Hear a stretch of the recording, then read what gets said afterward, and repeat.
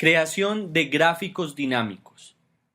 En nuestra lección anterior aprendimos a hacer uso de una de las más poderosas herramientas con las que cuenta Excel, que es la creación de tablas dinámicas.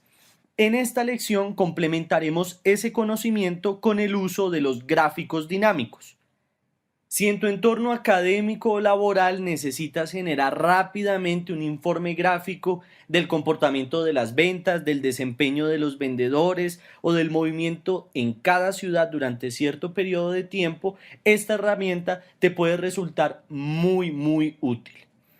Sabes que puedes recurrir a las tablas dinámicas para analizar y resumir grandes volúmenes de datos contenidos en una hoja de cálculo.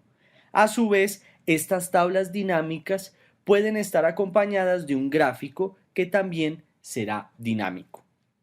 Los gráficos dinámicos tienen presentaciones similares a los gráficos normales. La única diferencia es que muestran estos gráficos dinámicos los datos de una tabla dinámica. Al igual que un gráfico normal, podrás seleccionar un tipo de gráfico, el diseño y el estilo para representar mejor los datos. Ahora veamos cómo generar un gráfico dinámico. Para esto tienes dos posibles caminos. El primero de ellos es similar al procedimiento realizado para elaborar la tabla dinámica. El segundo método es realizar el gráfico cuando ya se tiene la tabla dinámica construida. Comencemos con el primer método. Ahora veamos cómo generar un gráfico dinámico. Para esto tienes dos posibles caminos. El primero de ellos es similar al procedimiento realizado para elaborar la tabla dinámica.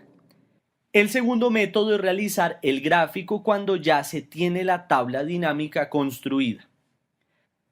Comencemos con el primer método. Primero seleccionamos el rango de celdas que contiene los datos que se van a graficar. Luego nos ubicamos en el menú Insertar de la cinta de opciones de Excel. Después damos clic en la flecha de la parte de abajo del botón Tabla dinámica y luego damos clic en la opción Gráfico dinámico. Finalmente damos clic en Aceptar.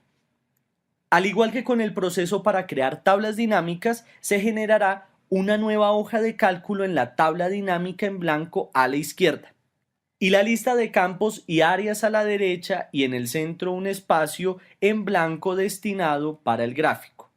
Aquí se selecciona la información que deseamos que aparezca en la tabla y en el gráfico, activando las casillas de verificación de la lista de campos. Podemos ver que por defecto te generará un gráfico de columnas un tanto desordenado que deberás organizar poco a poco de acuerdo a tus necesidades. Para este ejemplo, crearemos un gráfico dinámico en el que podamos visualizar las tendencias en cada ciudad de las ventas. Deja activas las casillas de verificación: vendedor, ciudad venta, mes venta y total venta. Organizaremos los campos de la siguiente manera. Al área de filtro de informe arrastra el campo vendedor. A etiquetas de columna lleva el campo ciudad venta.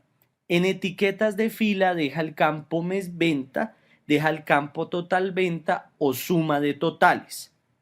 En ese momento, tanto nuestra tabla como la gráfica se verán de manera muy distinta. Si deseas cambiar el tipo de gráfico, solo da clic sobre él y ve al menú Diseño para dar clic al botón Cambiar tipo de gráfico.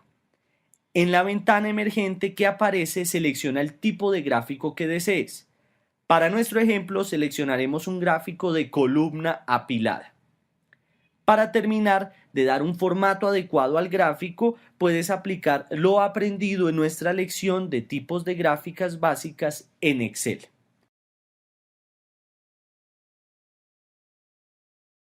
La dinámica creada con anterioridad.